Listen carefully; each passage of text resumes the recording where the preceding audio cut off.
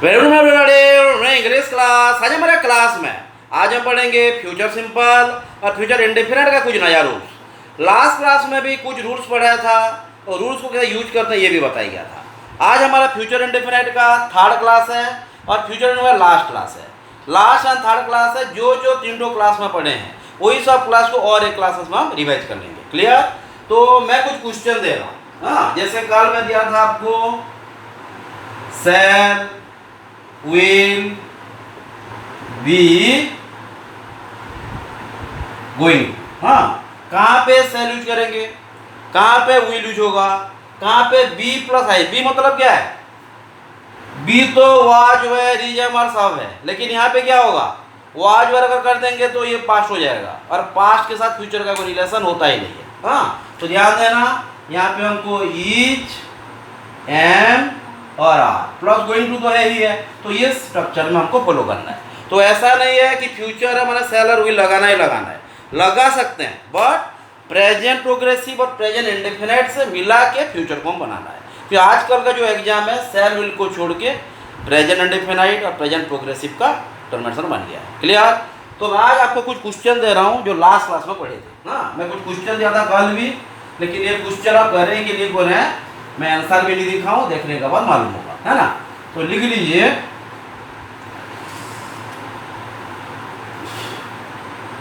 He is working very hard. He is working very hard. He dash pass this examination, pass this examination।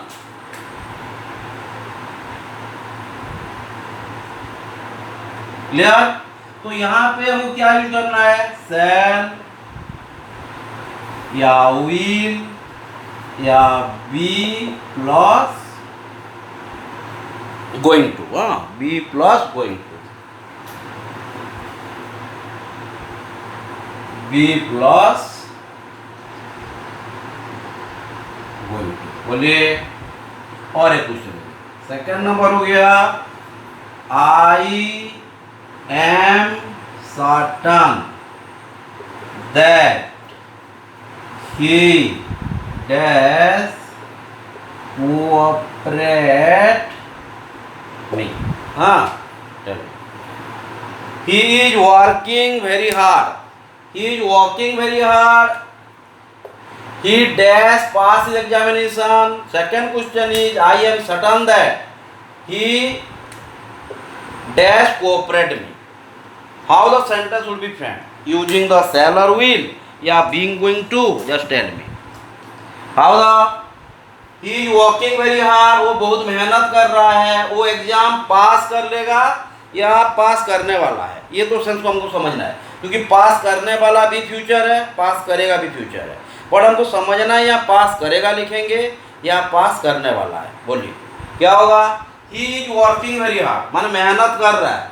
मेहनत कर रहा है उसका मतलब नहीं कि वो पास करेगा, पास करने वाला है। हाँ, तो अगर इस तरह का हमको कुछ एक्शन पहले से दे दिया होगा, ही is working very hard, he will pass his exam, गलत हो जाएगा।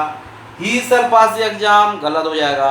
ये क्या है? प्लानिंग एक्शन है। मैं मेहनत कर रहा हूँ माने मैं काम करने वाला हूँ, काम करूँगा नहीं। हाँ, काम करूँगा बोल देंगे तो ये 80% रंग हो जाएगा, 20% 50-50 है। 80% क्या पूरा रंग हो जाएगा बोल दीजिए अगर हम उसे व्हीलर से लगाते हैं तो। क्लियर? तो he is walking very hard, he is going to pass his examination. Clear? यहाँ पे एग्जामिनेशन क्या है? IUN लगा है।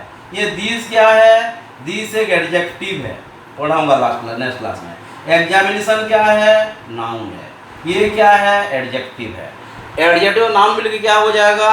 ऑब्जेक्ट हो जाएगा। छोटा छोटा चीज ध्यान देना है। ऑब्जेक्ट कैसे बनेगा? सब्जेक्ट कैसे बनेगा? कौन सी एडजेक्टिव है, कौन सी वर्ब है, कौन सी एडवर्ब है, ये तो फोकस करना है, नहीं तो पब्लिक एग्जामिनेशन में हम अटेंड कर नहीं पाएंगे सब नंबर। ये क्या होगा? I am certain that he dash cooperate me, क्या होगा? ये शैल होगा ना विल होगा या बी गोइंग टू होगा, ये ध्यान देना है। बोलिए ये भी फ्यूचर है। और यहाँ ऐसा क्या चीज़ है जो को हमको बताएगा कि हम बी गोइंग यूज करें या शैल यूज करें या विल यूज करें, क्या चीज़ ऐसा है ना। आई एम सर्टन, मैं कल लिखाया था अभी, कुछ वर्ड्स ऐसा है जैसे सर्टन, होप, श्योर, एक्सपेक्ट, एफरेड, ये सब अगर वर्ड होगा तो हम क्या करेंगे, आई और वी में हम यूज करेंगे शैल, और बाकी जो रह गया सेकेंड या थर्ड पर्सन वहाँ हम यूज करेंगे विल, बोला गया था ना। तो यहाँ पे क्या यूज करेंगे बोलिए, I am certain that he dash cooperate me, he is going to cooperate me होगा ना, ही शैल कोऑपरेट मी होगा ना, ही विल कोऑपरेट मी होगा। बोलिए क्या होगा, he will cooperate me because certain is there and third person is there, that's why we have to use present, sorry, future indefinite, but not with the be going form, that is the will form. Why we use will? You must have known the reason behind the usage of will over here, because there is certain verb always make us feel that they are with the plain future, and plain future with the will. When the third person singular is there, we have to use third person singular or third person plural. We have to use will with. Clear? Anyway, so he is working very hard. He is going to pass his examination, and I am certain that he will cooperate with me. Clear? Anyway, we will have another question. There are some more rules in future indefinite. That is, 2-3 तो rule था और एक तो rule हमको पढ़ने के लिए बोला था भी मैं लास्ट क्लास में। तो वही हो गया हमारा is am are, was were, have has plus infinitive. हाँ, एक इन्फिनेटिव का रूल बोला था मैं। ये तो हो गया हमारा सदी के फ्यूचर को समझाने के लिए कौन कौन सी रूल हुआ, एक हो गया शैल, एक हो गया विल, ये फर्स्ट रूल। सेकेंड रूल हो गया क्या, बी प्लस गोइंग टू, ये हो गया। और एक हो गया is am are plus verb four, ये हो गया। हाँ, शैल विल लगाएंगे, बी प्लस गोइंग टू, यहाँ पे बी क्या है, इज एम आर। हाँ, वाज वर करेंगे सेंटेंस रंग हो जाएगा। सेंटेंस में यहाँ भी वाज वर करेंगे तो रंग होगा, लेकिन ये ओनली वर्ब फोर है और यहाँ गोइंग ही लगेगा।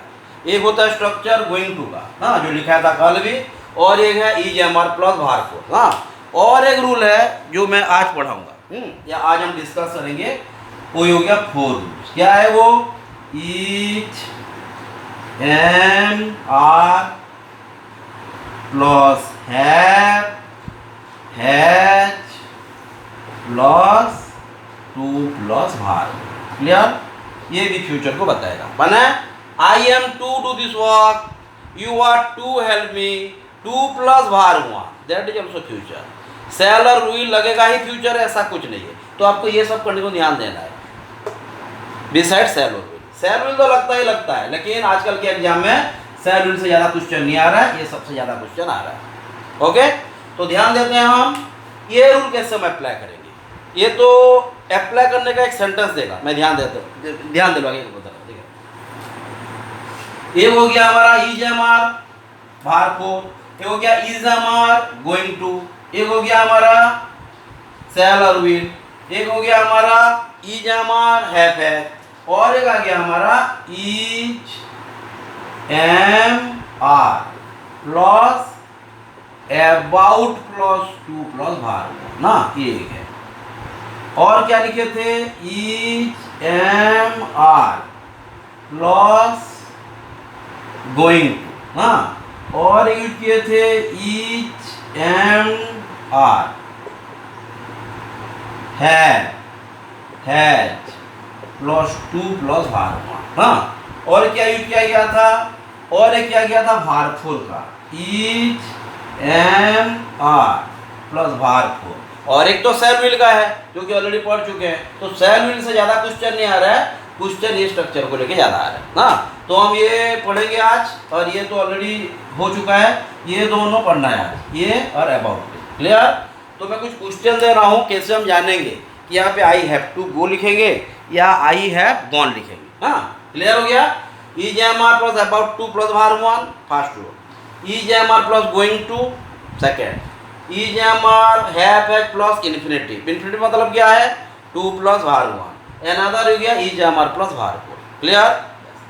और एक आ गया इज एम आर तो नहीं लगेगा, वर्ब वन और verb five, S S I S का एक रूल होता है जो कि प्रेजेंट इंडेफिनिट को डिनोट करता है। ये भी कल मैं बताया था। हाँ, ये भी लिख लीजिए, सब्जेक्ट लॉस var 1 और var 5, ये भी हमारा प्रेजेंट इंडेफिनिट है और फ्यूचर को फॉलो करता है। ये तो आ गया होगा, ये प्रेजेंट इंडेफिनिट में पढ़ाया था मैं। हाँ, तो एक एक करके सब उनका क्वेश्चन हम डिस्कस करते हैं। हाँ, फर्स्ट क्वेश्चन हो गया, यहाँ पे दिया है she dash to go there tomorrow. हाँ, तो यहाँ पे हमको ऑप्शन दे दिया है शैल, will,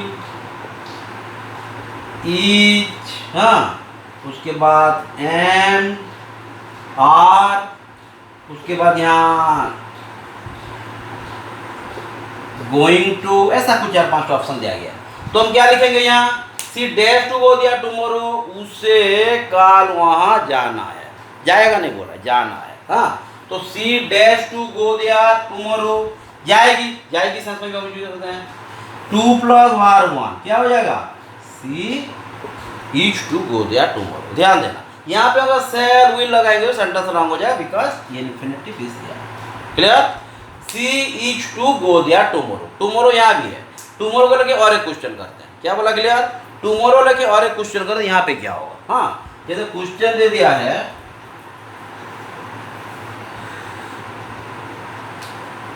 the PM dash visit tomorrow, यहाँ पे क्वेश्चन है। हाँ, और एक क्वेश्चन है, I go to school tomorrow, हो गया। और एक है, I dash go to Chennai tomorrow. हर में टुमारो है, यहाँ भी टुमारो है, यहाँ भी टुमारो है, यहाँ भी टुमारो है और टुमारो है। तो हम तो एक तो कर लिए हैं। तो ये क्या होगा, पीएम डैश विजिट टुमारो, आई गो यहाँ पे दिया कि डैश में फिलअप करेंगे, कौन सी वार होगा, I go dash to school tomorrow, क्या होगा ये, ध्यान देना। अगर कोई एक्स्ट्राऑर्डिनरी पर्सन है, फ्यूचर का टाइम दिया गया है, तो उसको हम फिक्स्ड एक्शन बोलेंगे। तो वही केसेस में हम क्या यूज करेंगे, शैल विल यूज नहीं करना है। क्या बोला था, the PM visits tomorrow. Clear, कहाँ पे आ रहा है समझिए, यहाँ पे भी टुमारो है, बट यहाँ पे एक्स्ट्राऑर्डिनरी पर्सन है, PM, president, leader, prime minister, president, वो सब अगर होंगे तो हम फ्यूचर के लिए var 5 यूज करेंगे। क्यों var 5 यूज करेंगे, क्योंकि उनका जो टाइम है फिक्स्ड है, कभी चेंज नहीं होने वाला। लेकिन प्राइम मिनिस्टर में अगर मैं होता तो यहाँ पे ये नहीं होता, अगर मैं होता तो क्या होता, यहाँ प्रोग्रेसिव होता। अगर मैं हूँ या आप हैं, उनके लिए टाइम फिक्स नहीं है, टेम्प्रोरी है, और इस केसेस में टाइम को हम चेंज कर सकते हैं। आई गो टू स्कूल टुमारो, ये क्या हो जाएगा, डेफिनेटली। आई विल गो लिख देंगे, सेंटेंस रॉन्ग हो जाएगा। क्लियर, विल गो कहाँ पे लगते हैं, समझाया हूँ मैं, I am going to school tomorrow. Clear, okay. I dash go to Chennai tomorrow, ये भी हुई है। हाँ, आई गो टू चेन्नई, समझ में आ रहा है ना। माना हर बार ध्यान देना है, एडवर्ब जो भी हो कौन सी सेंस में दिया है, क्योंकि ये आज का एजुकेशन है। सिर्फ बुक को लेकर अगर पढ़ने लगेंगे तो बहुत सारा चीज गलत हो जाएगा। हाँ, तो I am going to Chennai tomorrow. Clear, तो जो जो रूल फ्यूचर का पढ़े, एक हो गया हमारा शैल विल, एक हो गया be plus going to, another हो गया हमारा इज एम आर var 4, एक हो गया इज एम आर या हैव है प्लस इन्फिनिटिव। क्लियर, और एक रूल बच गया है, that is about to plus var 1। Clear, ये हम अब करेंगे, लेकिन एक दो क्वेश्चन में is am are plus 2 plus var 1 का दे रहा हूँ, ध्यान दो। जैसे सोच लीजिए,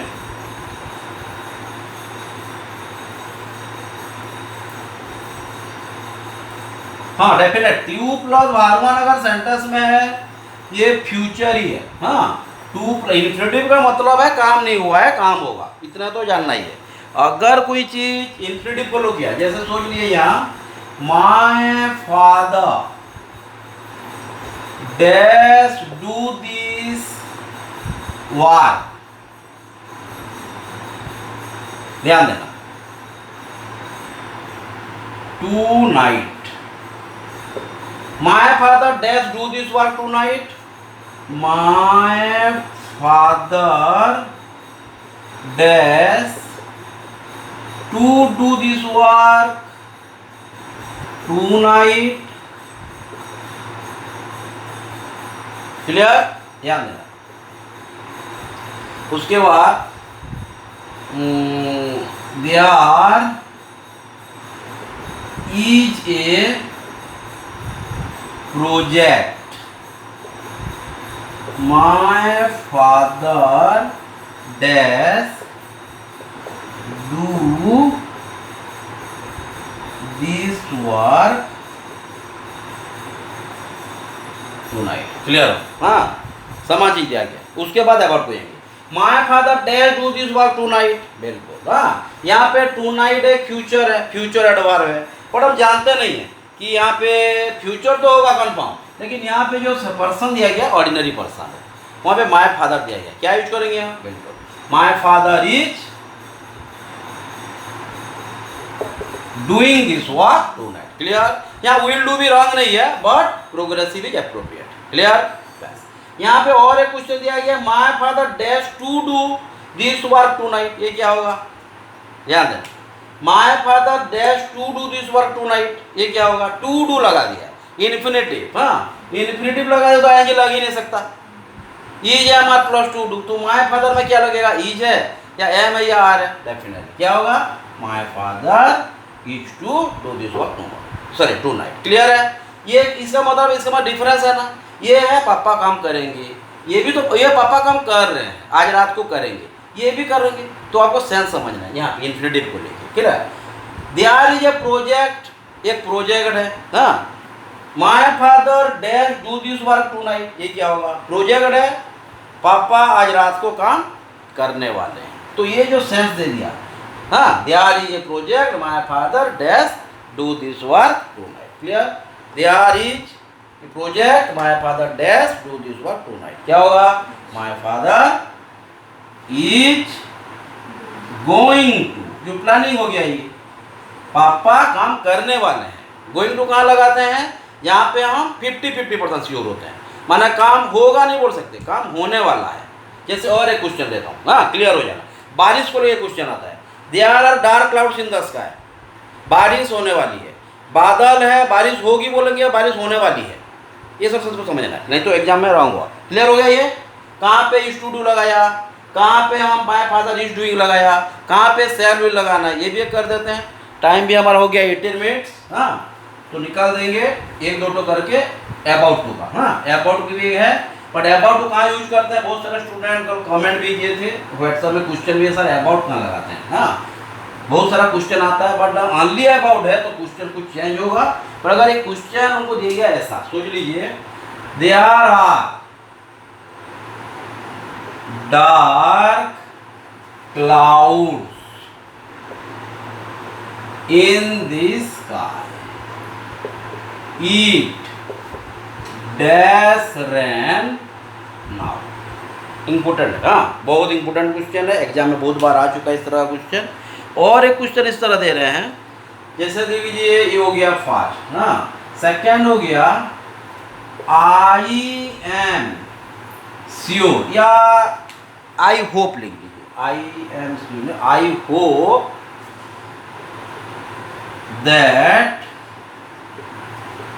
इट डैश रेन नाउ। दोनों में रेन है, देखिए वहाँ भी रेन नाउ है, वहाँ भी रेन नाउ है, तो यहाँ पे डिफरेंस समझना हम, ये तो बहुत बड़ा चीज़ है। हाँ, तो there are dark clouds in the sky, बादल है, बादल है मतलब बारिश होगा ऐसे कोई गारंटी नहीं है। बहुत सारे केसेस में ऐसा होता है, बादल होने के बाद भी बारिश नहीं होती है, तो हम क्या बोलेंगे उसे? There are dark cloud. मैं नहीं बोल रहा हूँ बारिश नहीं होगी, बारिश होगी भी नहीं बोल रहा हूँ, बारिश 50-50 हो भी सकती है, नहीं भी हो सकती है। तो ये केसेस में हम क्या यूज करेंगे? There are dark clouds in the sky, बारिश होने वाली है। समझ में आ रहा है? अगर 50-50 कैसे रह गया तो हम यहाँ लिखेंगे it is going to rain. Clear? पूरा दिमाग में रखना, ये सब एग्जाम में रिपीट करेगा। तो there are dark clouds in the sky, it is going to rain. यहाँ पे भी ऐसा क्वेश्चन है, आई होप दैट, मैं आशा करता हूँ बारिश होगी या बारिश होने वाली है, ये भी इंपॉर्टेंट है। अगर सेंटेंस में होप दे दिया तो ध्यान देना, अगर सेंटेंस में होप है, सर्टन है, एक्सपेक्ट है, एफ्रेड है, ये सब वर्ड है, तो यहाँ पे शैल और विल तो लगाना ही लगाना है, नहीं तो सेंटेंस रहा होगा। कहाँ पे क्या यूज किया जा रहा है ये ध्यान देना है। हाँ, तो यहाँ पे क्या, आई होप दैट, ईट एक थर्ड पर्सन सिंगुलर है, क्या यूज होगा, फर्स्ट पर्सन होता तो हम शैल यूज करते, सेकंड पर्सन होता तो क्या यूज करेंगे, विल, थर्ड पर्सन के लिए भी विल, लेकिन ये सब वर्ड होना चाहिए। और एक है सर्टेनिटी और अनसर्टेनिटी का केस बताया था फर्स्ट क्लास में ना, क्या लिखेंगे, इट विल रेन नाउ। तो क्या है difference between both the sentence. हाँ, एक सेंटेंस ये क्या है, कौन सा सेंटेंस है, ये प्लान फ्यूचर है, ये क्या है, ये प्लानिंग एक्शन है। समझ में आ रहा है, बस इतना ही जानना है। और एक क्वेश्चन दे देते हैं, नहीं 20 मिनट्स हो गया है, हम पहले न्यू रूल्स पढ़ लेते हैं, उसके बाद कुछ होमवर्क दे दूंगा, ये कर लेना। यहाँ पे कुछ डाउट है तो बोलिए। There are dark clouds in the sky, it does rain now, it is going to rain now, I hope that it will rain now, क्यों will हुआ समझे। अबाउट टू कहाँ पे यूज करते हैं, अबाउट टू हम यूज करते हैं क्लोज, हाँ, जहाँ पे सिचुएशन पूरा नियरेस्ट हो, माने पूरा होना ही होना है, होने वाली ही है, माने पूरा खत्म होने की चांसेस है, तो जाके हम अबाउट यूज करेंगे, माने जो काम होने के कगार पे, हाँ, माने at the time president rate जिसको बोलते हैं, तो होने को ही हो। जैसे सोच लिए यहाँ लिख लेना, is am are plus about to, plus भार्मा। ये जो अबाउट टू और गोइंग टू में डिफरेंस है, गोइंग टू प्लानिंग एक्शन है, हो भी सकती है नहीं भी हो सकती, लेकिन अबाउट टू हो के ही रहेगा, ये ध्यान देना। हाँ, ये भी फ्यूचर है, 2 प्लस भार्मन लग गया माना ये फ्यूचर ही है, अलग नहीं है ना। तो ई जे हमारे अबाउट 2 प्लस भार्मन कहाँ पे यूज करेंगे, जैसे इट इज 4 o'clock, हाँ, our school dash get over, क्या 4 बज गया है, हमारा स्कूल खत्म होने ही वाली है। होने वाली और होने ही वाली अलग है। होने वाली है माने ये 50-50 है, हो भी सकती है नहीं भी हो सकती, लेकिन होने ही वाली है, वो जाने ही वाली है। और जाने ही वाली है माना निकली, और जाने वाली है माना प्लानिंग कर दी। Are you getting my point. हाँ, तो इट इज 4 o'clock, 4 बज गए, ये सब सबको समझना है। It is 4 o'clock, our school is, ये क्या लिखेंगे, is about to get out. Clear. यहाँ पे गोइंग टू क्यों नहीं लगा, क्योंकि यहाँ 4 बज गया ना ऑलरेडी, ये ध्यान है। इस तरह का क्वेश्चन देगा, जैसे सोच लीजिए यहाँ पे दे दिया है आई एम एट एयरपोर्ट, मैं एयरपोर्ट में हूँ, हाँ, और मुझे चेन्नई जाना है या मुंबई जाना है, कहीं भी, तो क्या लिखेंगे, I dash take off for Chennai. क्या होगा, मैं घर से नहीं कर रहा हूँ, मैं एयरपोर्ट पे ही हूँ। हो सकता है एयरपोर्ट में रिटर्न भी आ जाए, लेकिन एयरपोर्ट में अगर सेंस दे रहा है तो हम जाने ही वाले हैं। क्लियर देना। I am at airport, I am about to take off for Chennai. समझ में आ रहा है कहाँ पे अबाउट लगा रहे हैं, कहाँ पे गोइंग लगा जा रहा है, ये जरा चीज को ध्यान देना है। जैसे और एक क्वेश्चन है ना, समझ में आ रहा है, clear.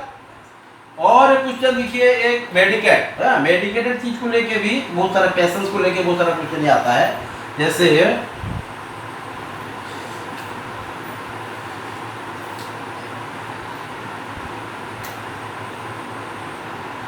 the patient dash die, the patient dash die as most of his organs, ध्यान देना, most of his organs, organs means बिल्कुल, most of his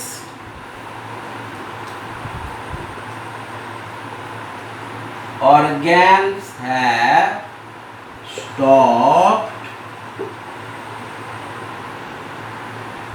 फंक्शनिंग, माने उसका हर जो बॉडी पार्ट्स है या ऑर्गेन्स है, लाइफ ऑर्गेन्स है, ये काम करना बंद कर चुका है। हाँ, माने as most of the organ है स्टॉप फंक्शनिंग, माने क्या करेगा, मरेगा डेफिनेटली। हाँ, तो ये मरने ही वाला है, और मरने वाला अलग है। हाँ, the patient is about to die. Clear हो गया? ओके, ये ध्यान देना है कहाँ पे हमको शैल विल लगाना है, कहाँ पे अबाउट टू फॉर्म यूज करना है, कहाँ पे गोइंग टू लगाना है। तो फ्यूचर के लिए कौन सी सेंस हुआ, शैल विल। एक हो गया इज गोइंग टू प्लस भार 4, एक हो गया is am are plus have plus 2 plus भार 1, एक हो गया is am are plus about to plus भार 1। क्लियर? तो ये सब सेंस को लेके निकलना है। तो 25 मिनट्स हो गया, मैं 5 मिनट के अंदर 30 मिनट्स हो जाएगा हमारा। तो इसके अंदर मैं कुछ क्वेश्चन दे रहा हूँ आपके लिए। हाँ, आप व्हाट्सएप में कर सकते हैं, मुझे यूट्यूब में कमेंट कर सकते हैं, या कॉल कर सकते हैं। क्लियर? अगर नहीं आएगा तो जो जो पढ़ाया जा रहा है, whatever is being taught, all of you need to go through. हाँ, if you did not get what's actually about, then just keep asking so that we may have another class and we may discuss at the class 2। हाँ, अगर हम नहीं पढ़ेंगे तो मालूम नहीं होगा कहाँ पे गलती रहेगी, और एग्जाम में ये सब क्वेश्चन हमको बस आएगा ही आएगा। ओके, तो मैं आपको दे रहा हूँ सब, माने ध्यान देना है हमको कहाँ शैल यूज करना है, कहाँ विल यूज करना है, कहाँ गोइंग टू, कहाँ अबाउट टू, और कहाँ टू प्लस भार 1। इतना तो है, जो जो पढ़ाया गया इतना ही है, ध्यान देना। 2 प्लस भार 1, shall will, going to, about to. Clear? Fast. जैसे फास्ट क्वेश्चन हो गया नोबडी, ये आप खुद करेंगे, मैं नहीं बताऊंगा। Nobody dash be allowed to park his vehicle here. Nobody dash be allowed to park his vehicle here. यहाँ पे शैल होगा ना, विल होगा ना, गोइंग टू होगा, ये तो आपको करना है। गलत होगा फिर डिस्कस करेंगे, लेकिन करना तो आपको ही पड़ेगा ना। सेकंड क्वेश्चन, जैसे you dash not talk to me over this anymore. हाँ, समझ में आ रहा है? आप इसके बारे में मुझे कभी नहीं बोलना। You dash not talk to me over this anymore. Clear? और एक लिखिए, हो गया ना? 3 नंबर कर दीजिए यहाँ। My mother is, my mother is preparing very hard, preparing very hard for this election. She dash win this election. Clear? My mother is preparing very hard for this election. She dash win this election. Election repeat नहीं होने से चला win it भी लिख सकते हैं ना, क्योंकि अगर एक बार हम नाउन कर रहे हैं तो प्रोनाउन यूज करना चाहिए, बट इट्स ओके ना। तो my mother is preparing very hard for this election. She dash win this election. Clear? Time हो गया 29 और 1-2 मिनट है हमारे पास। हाँ, तो आप हो गया ना ये, my mother is preparing very hard for this election, she dash win this election. Clear? 4 number,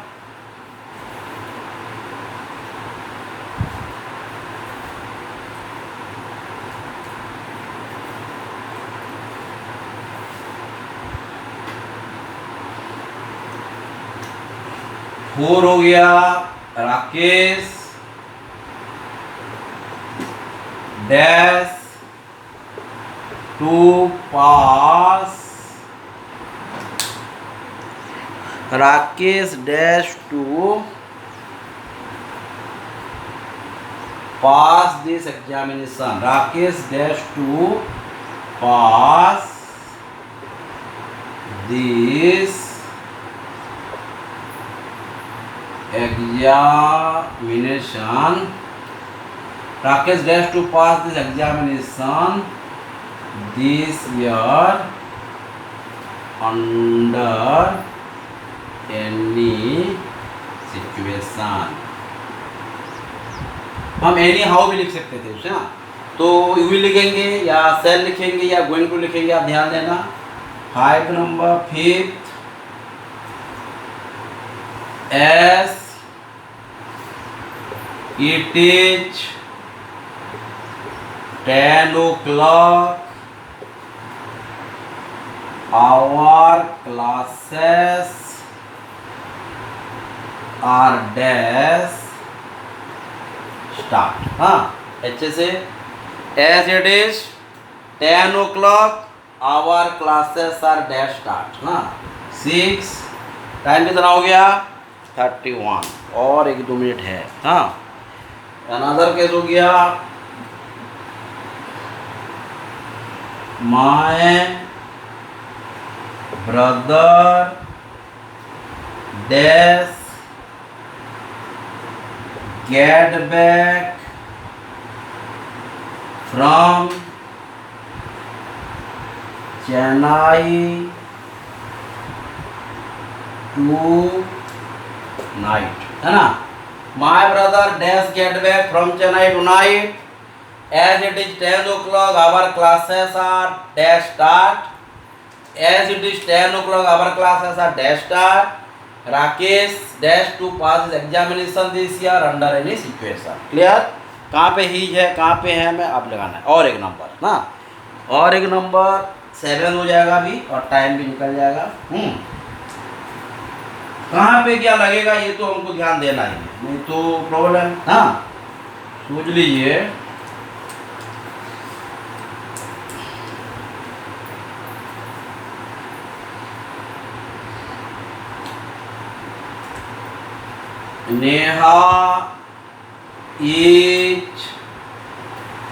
Neha is buying, ये क्वेश्चन कल भी दिया था। Neha is buying ornaments,